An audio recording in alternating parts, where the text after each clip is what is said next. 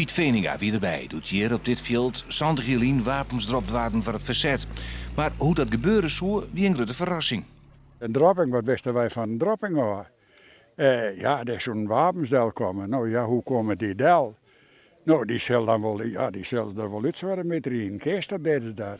Deze locatie wie toch Engelse spionnen uitzocht, omdat het vanuit de loft goed te vinden wie. De wapens waren in de laatste weken van de oorlog broek troch het verzet.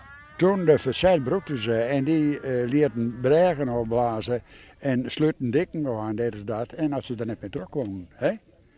Dat zeiden we, had het wel van aan. En dan komt er nog bij, met de overval, een hele protte hadden ze die. Moesten er ook wapens bij hebben. Voor het eerst in Santig hier kan de joert op een parachutist Del in het veld bij Eelsum. Een bijzonder gezicht voor de band die de joert bij wien, maar ik voor Veninga. Al hier het al jeder wijze zult.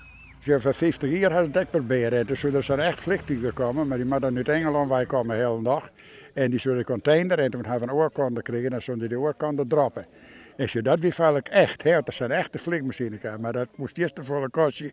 Dus dat verhaal is mooi net erop in.